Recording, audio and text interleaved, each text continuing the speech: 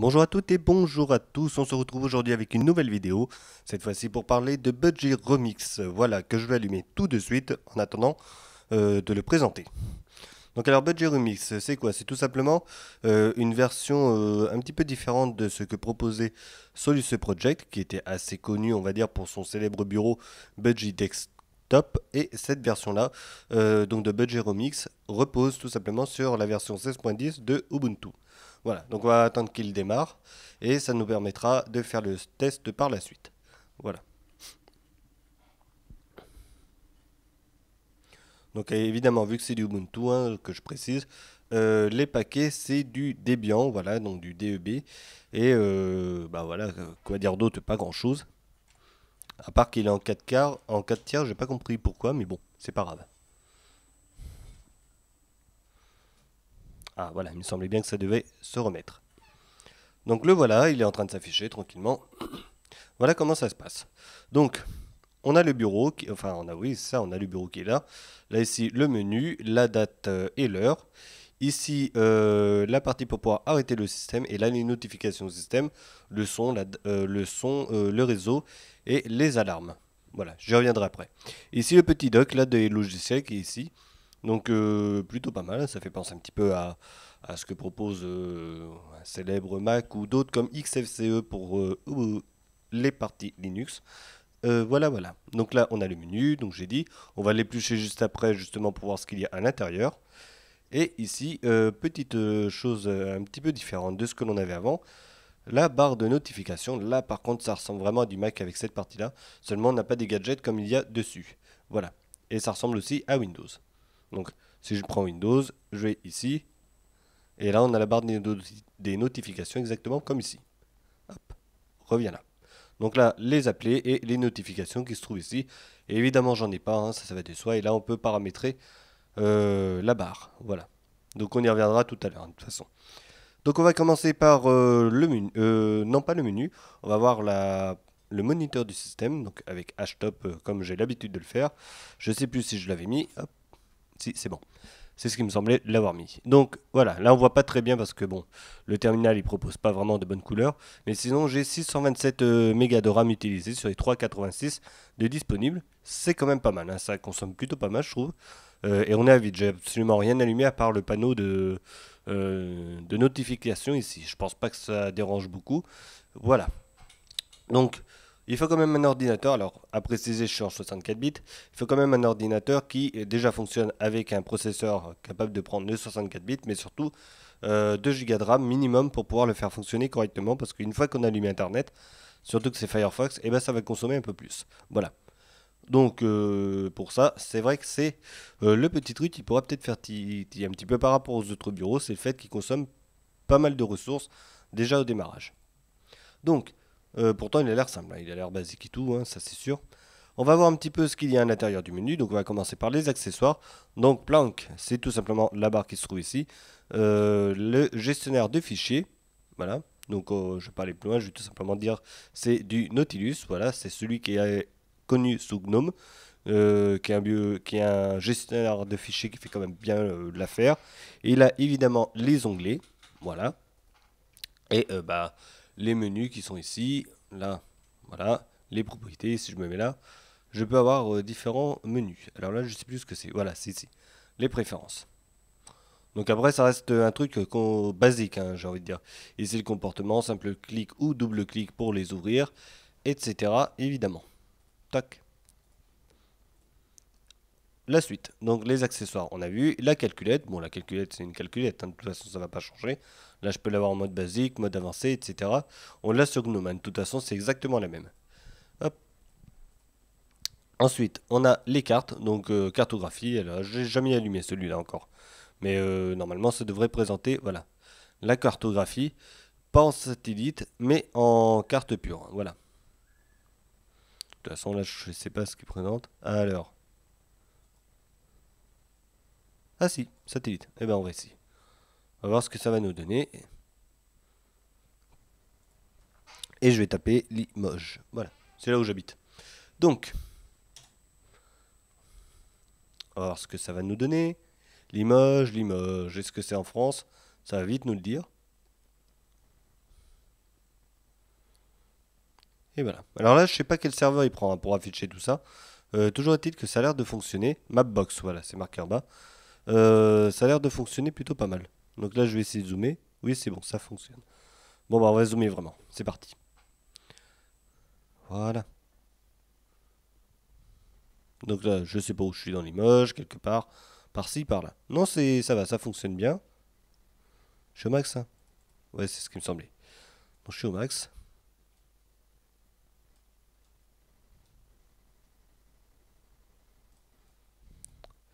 Il y a un truc que je vois aussi, il n'y a pas le nom des rues comme ça, comme sur Google Maps.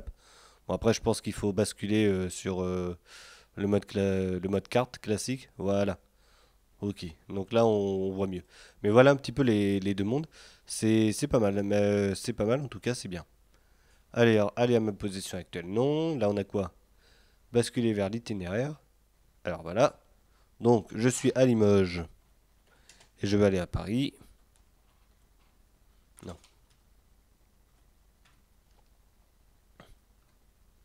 Alors, Paris. C'est parti.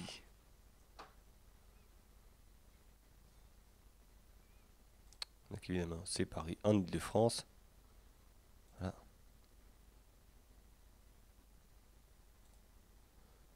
Et maintenant, bah, il n'y a plus qu'à cliquer là.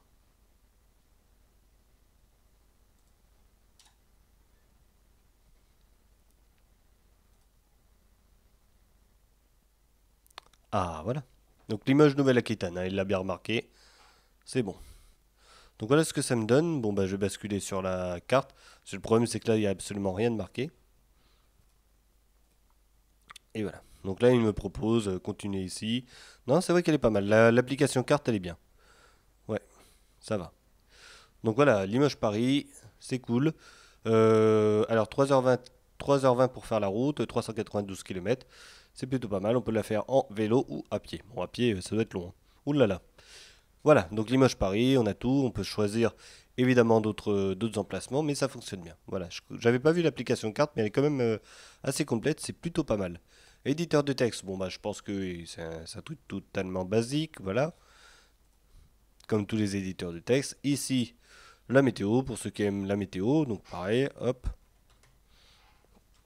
Et on va changer, allez hop. On va aller où? On va aller à Metz. Metz en France, oui. C'est parti. Voilà, donc samedi 14, etc. etc. C'est bien, ça fonctionne. Voilà. Apparemment, il fera froid là-bas chez eux. Le mercredi, il fera pas très chaud. Ok. Donc ça fonctionne. Alors, accessoires. Les photos, les photos. On va voir ce que ça va donner. Donc ça, c'est l'application photo. Je sais pas ce qu'il a été récupéré. Mais voilà. Il a l'air assez simple hein, quand même. Plan, on a vu. La bureautique, c'est LibreOffice. Bon, bah, on connaît LibreOffice, hein, ça va de soi. L'agenda, qui se trouve ici. Alors, moi, ça me fait penser un petit peu à quelque chose, à ce que je suis en train de faire. Au niveau des petits logiciels, comme ça, comme météo, des choses comme ça. Un petit peu à ce que présente Windows, entre guillemets. Avec ces petits logiciels, voilà, que l'on a souvent en appli métro, hein, d'origine. Mais ça me fait penser un petit peu à ça. Des petites applis simples qui fonctionnent juste pour ce que l'on a à faire. Parce que Mac, il y a ça, mais ils vont chercher assez loin quand même pour leurs applis, et puis ça va pousser jusqu'à l'intégration directe avec le téléphone, avec tous les appareils et tout. Donc c'est pas pareil vraiment au niveau de la fonctionnalité. Mais là, j'ai l'impression de voir un petit peu comme Windows 8 faisait. Windows 10 c'est un petit peu différent, il y a plus d'intégration quand même. Mais comme ce que faisait Windows 8 à ses débuts. Les jeux, bon, on a quelques jeux. Internet, je n'avais pas fait, mais la messagerie et tout, bon, bah, ça reste du basique. Et Firefox qui se trouve ici, que je vais allumer d'ailleurs, vite fait.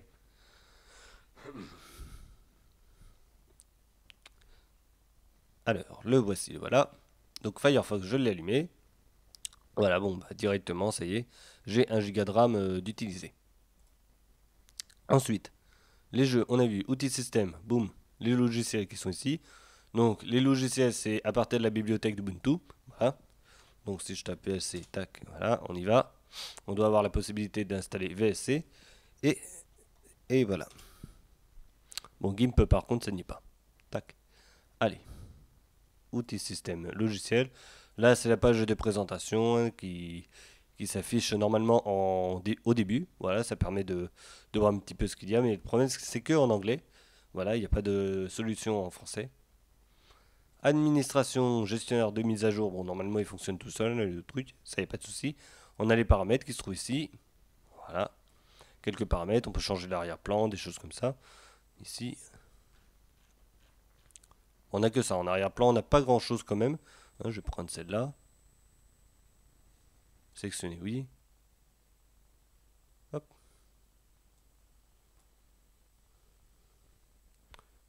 Là. Fallait le temps qu'il fasse sa petite animation. Voilà, donc on a un arrière-plan. Alors je sais pas si on voit bien, je vais essayer de le mettre là. Mais normalement on voit un petit peu en transparence derrière la fenêtre. C'est vraiment, vraiment, vraiment minime. Là il y a du blanc là un petit peu, je sais pas si on voit bien. Voilà. Faut vraiment faire attention hein, pour le voir, hein. Mais il y a un petit peu de transparence quand même. Bah, ça c'est édité avec évidemment sur la version de Solus de base. Et bah, on continue à avoir le même thème.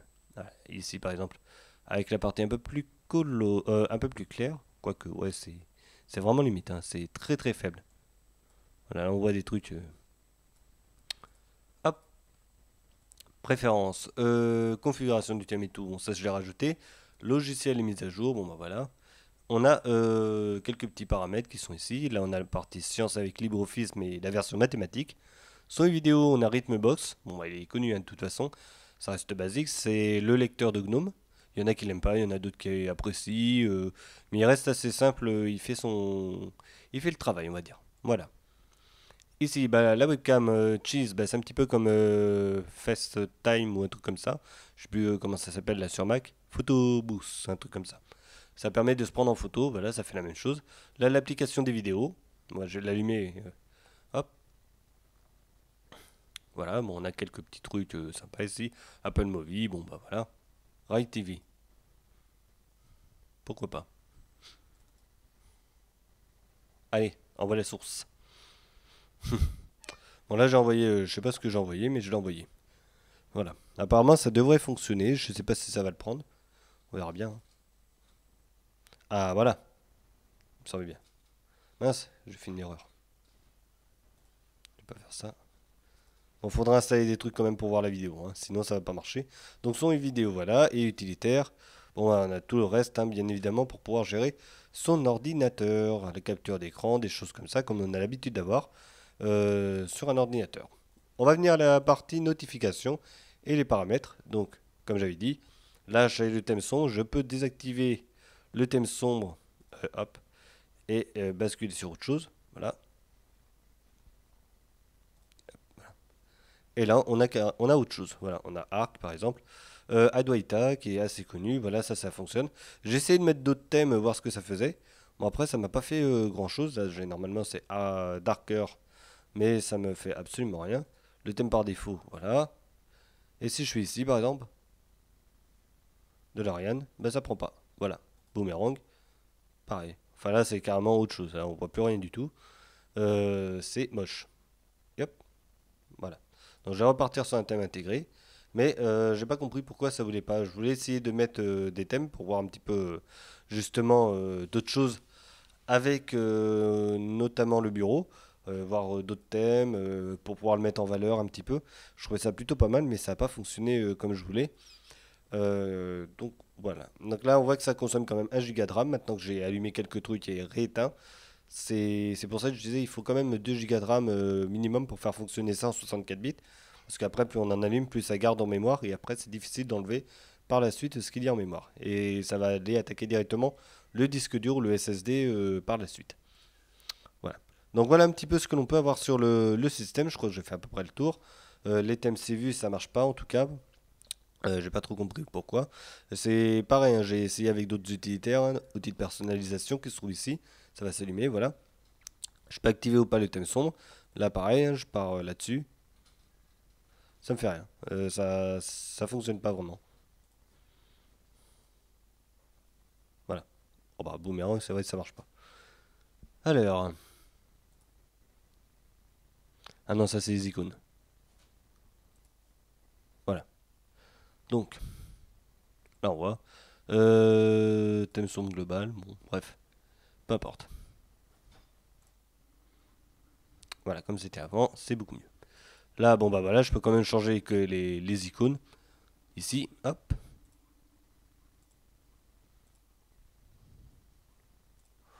Enfin, les changer, on va dire un petit peu, quoi. Mocha, bon, bah, ça c'est sûr. Ubuntu, non, on a que deux styles, hein, de toute façon. Voilà. Donc, ça c'était normalement censé faire fonctionner les thèmes et tout, mais j'ai pas réussi à faire fonctionner les thèmes, même en mettant les modules GTK et tout. J'ai pas compris, pourtant ça y était de base, hein, les modules GTK, mais j'ai pas réussi à changer le thème. Pourtant, il y a le module graphique qui est dedans parce que c'est VirtualBox et c'est reconnu, mais j'ai absolument rien qui a fonctionné pour pouvoir faire le thème. Je n'ai pas compris, mais voilà, ça n'a pas fonctionné comme je voulais.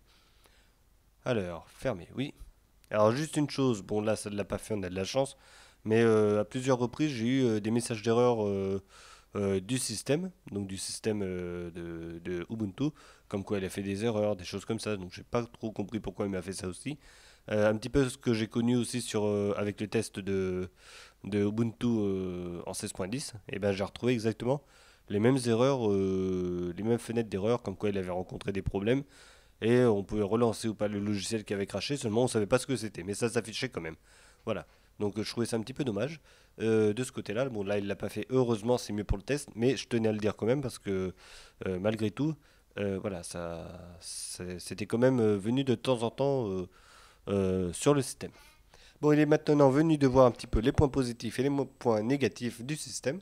Donc déjà les points positifs, mais il a ses designs, on va dire, avec le truc de base quand même. Voilà, le thème de base est assez design quand même. C'est un thème assez plat et assez... euh, c'est du flat design, voilà, ça fait bien le travail. C'est pas moche, on va dire. On peut avoir le choix entre bah, voilà, le thème sombre ou le thème avec les deux possibilités. Hop, ici. Voilà, je peux désactiver le thème sombre et basculer sur autre chose. Donc Arc Darker. Hop, voilà. Donc le gestionnaire de fichiers, il est ici. Bon, il n'y a pas tout changé. Mais normalement, le reste est blanc. Voilà. Paramètres.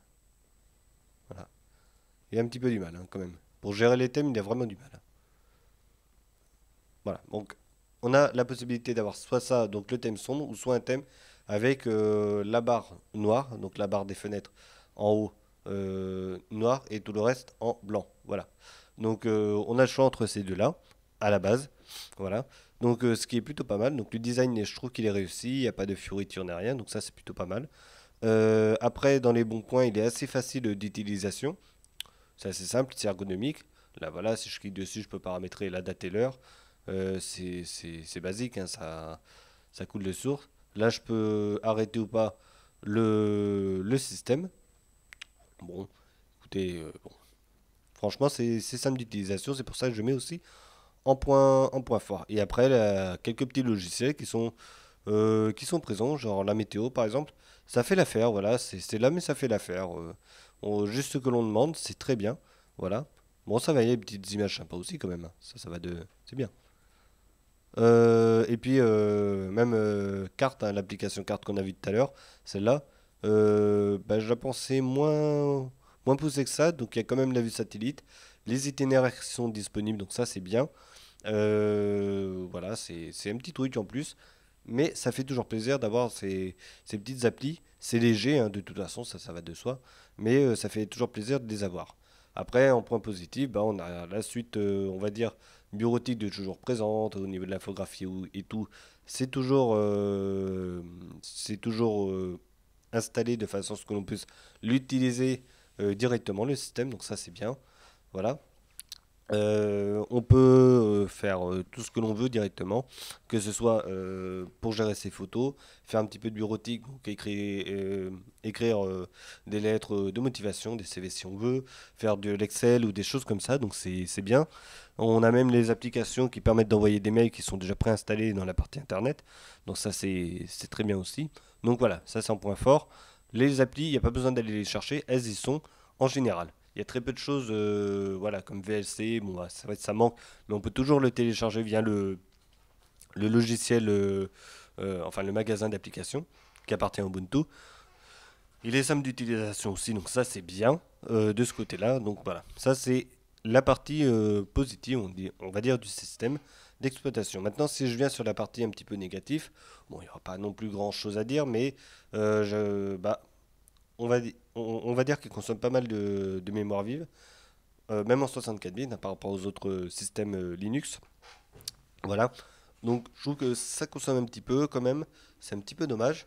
Après, au niveau de la personnalisation, ça aussi c'est un petit peu un point faible. C'est ce qu'on a vu, ça fonctionne pas très très bien. Voilà. Alors après, est-ce que ça fonctionne sur d'autres machines ou pas? Je sais pas, mais bon, voilà. Et encore un autre point faible, j'en ai parlé tout à l'heure, ça s'est pas vu là, c'est que de temps en temps j'ai vu des petites fenêtres avec marqué que justement Ubuntu avait rencontré des erreurs, ce qui est un petit peu dommage, je trouve. Il aurait fallu que ce soit un petit peu plus stable de ce côté-là, et éventuellement l'avoir mis en Ubuntu 16.04, qui lui est un peu plus mûr que la 16.10 qui vient de sortir, je pense. Voilà. Après, je pense qu'au niveau des points négatifs, il n'y aura pas grand-chose d'autre à dire. Voilà, il y a surtout la gestion des thèmes qui est un petit peu laborieuse de ce côté-là. C'est un petit peu dommage. Voilà. Après, le système en lui-même, bah, il fonctionne. Voilà, ça c'est très bien. Il est assez simple et tout. Voilà ce que j'ai à dire là-dessus. Donc ce que je vais faire, bah, je vais l'arrêter. On va passer au bilan de la vidéo en général. Parce que de toute façon, il n'y a pas grand-chose d'autre à dire de ce côté-là. Donc hop, on l'éteint. Et voilà. Donc le bilan. Le système, alors, je n'ai pas dit simple à installer. Voilà. Donc un système très simple à installer et à utiliser pour tout le monde, on va dire, pour les personnes qui débutent. C'est assez simple, c'est assez intuitif et ergonomique. Donc ça, c'est très très bien pour ce côté-là. Et après, on a toujours ce petit souci d'Ubuntu qui affiche de temps en temps des fenêtres contextuelles comme quoi il a rencontré des erreurs. Et évidemment, la partie des thèmes qui est malheureusement pas bien prise en compte avec la version de GTK. Ce qui est un petit peu dommage, je trouve. Mais bon, voilà. Voilà un peu le bilan. Un bon système et tout. Mais on se retrouve un petit peu embêté par ce genre de petites erreurs. euh, on va dire de débutants entre guillemets. Le fait que le système d'Ubuntu 16.10 soit pas encore mûr et aussi le fait que justement on puisse pas avoir correctement les thèmes disponibles une fois qu'ils sont installés dans la machine. Voilà. Donc ça c'est pour vraiment pour ceux qui aiment bien changer un petit peu de thème ou des choses comme ça. Allez, c'est fini pour la vidéo. On se retrouvera pour une prochaine. En attendant, portez-vous bien. Moi, ça va être les vacances. On se retrouvera dans un petit mois. Voilà, voilà. Allez, à bientôt. Portez-vous bien et à bientôt pour une prochaine vidéo. Allez, salut.